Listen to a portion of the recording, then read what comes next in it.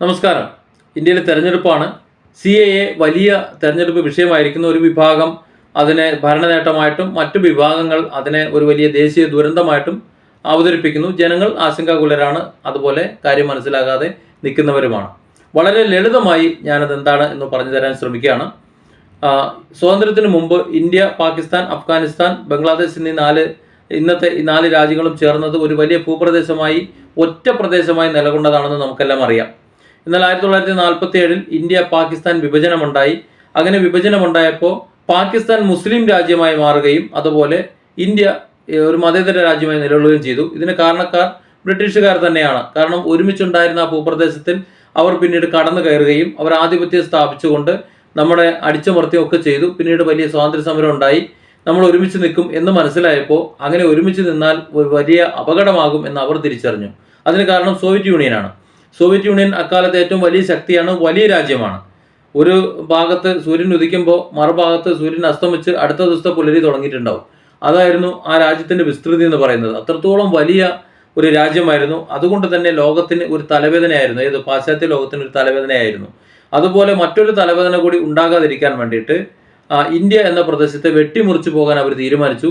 അതിൻ്റെ ഫലമായി ഇന്ത്യയിൽ കലാപങ്ങളുണ്ടാക്കി, പല പ്രശ്നങ്ങളുണ്ടാക്കി, ജാതീയമായിട്ടുള്ള വിഷയങ്ങളുണ്ടാക്കി. അങ്ങനെ ഹിന്ദു മുസ്ലിം വിഭാഗീയത ഉണ്ടാക്കി.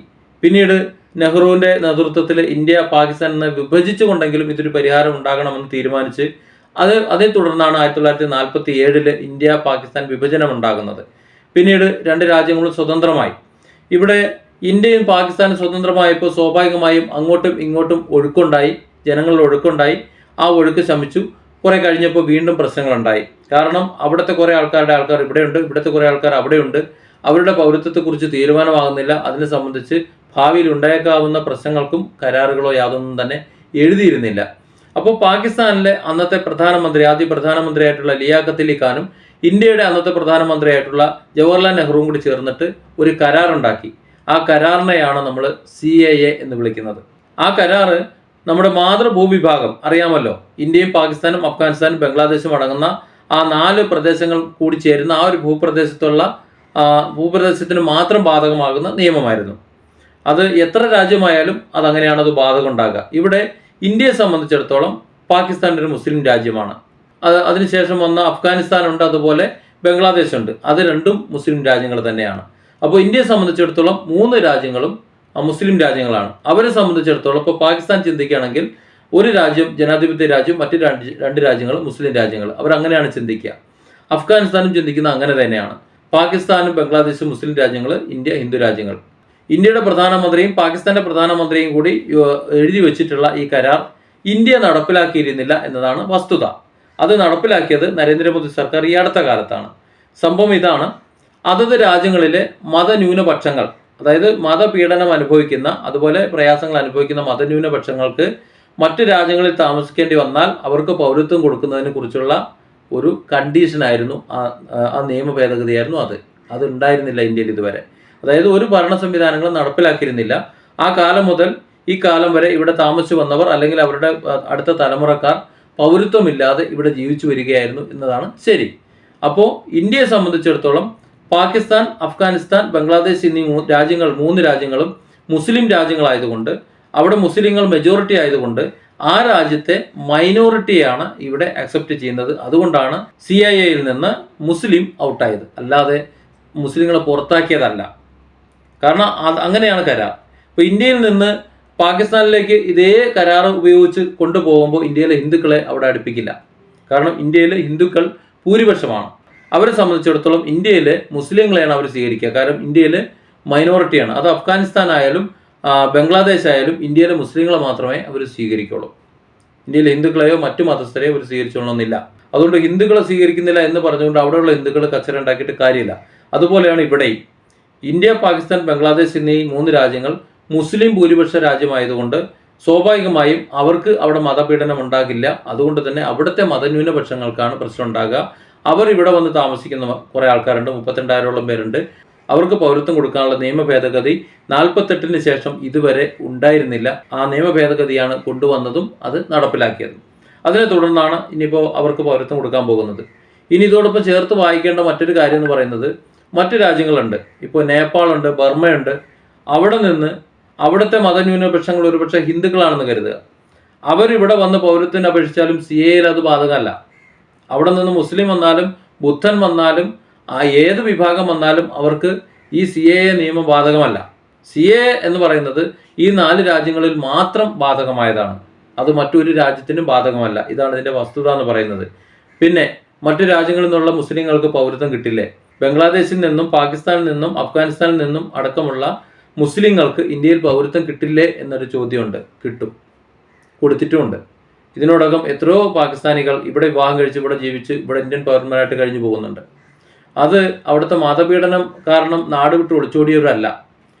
അത് സാധാരണ ഒരു മൈഗ്രേഷൻ ഉണ്ടാകുന്നത് പോലെ വന്നതാണ്. ഈ അടുത്ത കാലത്ത് CAA വന്നതിന് ശേഷം ഒരു ശ്രീലങ്കൻ മുസ്ലിം യുവതിക്ക് കേരളത്തിൽ പൗരത്വം കൊടുത്തത് നമുക്കറിയാം. അത് ഈ അടുത്ത് നടന്ന സംഭവമാണ്. അങ്ങനെയുള്ള പൗരത്വത്തിനൊന്നും യാതൊരു തടസ്സവുമില്ല. ഈ 4 രാജ്യങ്ങളിൽ മത ന്യൂനപക്ഷ പീഡനം അനുഭവിക്കുന്ന ആൾക്കാരെ മറ്റു രാജ്യങ്ങൾക്ക് സംരക്ഷിക്കേണ്ടി വന്നാൽ അവർക്ക് പൗരത്വം കൊടുക്കുന്നതിന് വേണ്ടി ഉണ്ടാക്കി വെച്ചിട്ടുള്ള ഒരു കരാർ മാത്രമാണ് CAA എന്ന് മനസ്സിലാക്കിയാൽ മതി. വളരെ ലളിതമായിട്ട് ഈ പ്രശ്നത്തെ പരിഹരിക്കാൻ പറ്റും. ഇത് ഇന്ത്യയിലെ മുസ്ലിങ്ങളെ ഇവിടെ നിന്ന് ഓടിക്കാനോ അല്ലെങ്കിൽ മറ്റേതെങ്കിലും ജാതിക്കാരെ ഇവിടെ നിന്ന് ഓടിക്കാനോ അതിനൊന്നും വേണ്ടിയുള്ളതല്ല. ഇന്ത്യയിലെ മുസ്ലിങ്ങൾക്ക് ബാധിക്കുന്ന ഒരു വിഷയമേ അല്ല CAA. ഇതിൽ ഒരു വിഷയമായി എടുത്തു കാണിക്കുന്നത് ഈ 3 രാജ്യങ്ങളിൽ നിന്നും ഇവിടെ വന്ന് താമസിക്കുന്ന മുസ്ലിങ്ങളെ ഉൾക്കൊള്ളുന്നില്ല എന്നതാണ്. അത് കാരണം നെഹ്റുവും ലിയാഖത്ത് അലിയും ഉണ്ടാക്കി വെച്ചിട്ടുള്ള ആ കരാറിൽ ഭൂരിപക്ഷത്തിൽ നിന്ന് വരുന്ന അഭയാർത്ഥികളെ സ്വീകരിക്കുന്ന കാര്യത്തെക്കുറിച്ച് പറഞ്ഞിട്ടില്ല. പറഞ്ഞിട്ടുള്ളത് വരുന്ന ന്യൂനപക്ഷങ്ങളെ സ്വീകരിക്കുന്ന കാര്യത്തിലാണ്. ന്യൂനപക്ഷങ്ങളെ സ്വീകരിക്കുന്ന കാര്യത്തിൽ ഇന്ത്യയിൽ നിന്ന് പാകിസ്ഥാനിലേക്കും അഫ്ഗാനിസ്ഥാനിലേക്കും അതുപോലെ ബംഗ്ലാദേശിലേക്കും പോകുന്നത് ഹിന്ദുക്കളല്ലാത്ത മറ്റുള്ളവരാണ്. അതുപോലെ പാകിസ്ഥാനിൽ നിന്നും ഇന്ത്യയിലേക്ക് വരുന്നത് മുസ്ലിങ്ങളല്ലാത്ത മറ്റുള്ളവരാണ്. അഫ്ഗാനിസ്ഥാനും അതുപോലെ ബംഗ്ലാദേശും മുസ്ലിം രാജ്യമായതുകൊണ്ട് തന്നെ അവിടെ നിന്നും ഇന്ത്യയിലേക്ക് എത്തുന്നത് മുസ്ലിങ്ങളല്ലാത്ത മറ്റുള്ളവരാണ്. അവരെയാണ് ഇത് ബാധിക്കുന്നത്. അതുകൊണ്ട് തന്നെ ഇവിടെ ഉണ്ടായിരുന്ന 32,000-ഓളം വരുന്ന ഇന്ത്യൻ പൗരത്വം കൊടുക്കേണ്ട ഈ വിധത്തിൽ വന്നു കിടക്കുന്ന വ്യക്തികൾ അവരിൽ ഒരാൾ പോലും മുസ്ലിങ്ങളില്ല. 2 പാഴ്സിയുണ്ട്. അതുപോലെ ഏറ്റവും കൂടുതൽ ഹിന്ദുക്കളാണുള്ളത്. അവർക്ക് പൗരത്വം ഇല്ലായിരുന്നു. അപ്പോൾ അങ്ങനെ വന്നിട്ടുള്ളവർക്ക് പൗരത്വം കൊടുക്കാൻ വേണ്ടി ഉപയോഗിച്ചതാണ് CAA. ഇത് തന്നെ പാകിസ്ഥാനിലും ഉണ്ട്. അവർ നടപ്പിലാക്കിയിട്ടുണ്ടോ ഇല്ലയോ എന്ന് എനിക്കറിയില്ല. നടപ്പിലാക്കി കഴിഞ്ഞാൽ അവിടെയും ഇതുപോലെ പ്രശ്നങ്ങൾ വരും. ഇനി ഒരു പക്ഷേ ബംഗ്ലാദേശ് ഈ CAA നടപ്പിലാക്കുന്ന സമയത്ത് അവിടെ ഇന്ത്യയിൽ നിന്ന് അങ്ങോട്ട് ചെല്ലുന്ന ഹിന്ദുക്കളെ അങ്ങോട്ട് പോകാൻ അടുപ്പിക്കില്ല. അതുപോലെ അഫ്ഗാനിസ്ഥാനും ഇന്ത്യയിൽ നിന്ന് ഹിന്ദുക്കളെ അടുപ്പിക്കില്ല. കാരണം ഇന്ത്യ എന്നത് ഇവിടെ ഹിന്ദുക്കളുടെ മെജോറിറ്റി ആയതുകൊണ്ടാണ്. മറ്റ് മതസ്ഥരെ മാത്രമേ അവർ അടുപ്പിക്കുള്ളൂ. കാര്യം മനസ്സിലായിട്ടെന്ന് കരുതുന്നു. ഇനി നേപ്പാളിൽ ഒരു പക്ഷേ ബുദ്ധന്മാരാണ് കൂടുതൽ. അവിടെ കുറച്ച് ഹിന്ദുക്കൾ ഉണ്ടെന്ന് കൂട്ടിക്കോളി. ആ ഹിന്ദുക്കൾ അവിടെ മതന്യൂനപക്ഷങ്ങളായി അവിടെ പീഡനം നേരിടുന്നു എന്നുണ്ടെങ്കിൽ അവർക്ക് ഒരു ആശ്രയമായി ഇന്ത്യയിലേക്ക് വന്നു കഴിഞ്ഞാൽ ഇന്ത്യയിൽ പൗരത്വം കിട്ടില്ല. ഇതേ നിയമം അനുസരിച്ചിട്ട് കിട്ടില്ല. അത് ബർമയിൽ നിന്ന് വന്നാലും എവിടെ നിന്ന് വന്നാലും അത് കിട്ടില്ല. കാരണം CAA എന്നത് ഈ മാതൃഭൂവിഭാഗമായ ഈ 4 രാജ്യങ്ങളിൽ മാത്രം ബാധകമായ കാര്യമാണ്. അത് ഓരോ രാജ്യത്തെയും ഭൂരിപക്ഷത്തെ അല്ല സ്വീകരിക്കുന്നത്, മറ്റു രാജ്യങ്ങളിലെ മത ന്യൂനപക്ഷങ്ങളെയാണ്. ഇത്രയേ ഉള്ളൂ. വളരെ സിമ്പിളായി ഇത് മനസ്സിലാക്കിയ ഈ CAA എന്ന് പറയുന്നത് ഇന്ത്യയിൽ നിന്ന് മുസ്ലിങ്ങളെ എന്നല്ല ഹിന്ദുക്കളെ എന്നല്ല ഒരു മതവിഭാഗത്തെയും പുറത്താക്കാനുണ്ടാക്കിയ ഒരു നിയമമല്ല. അതായത് ഇന്ത്യൻ പൗരന്മാരെ ബാധിക്കുന്ന വിഷയമേ അല്ല.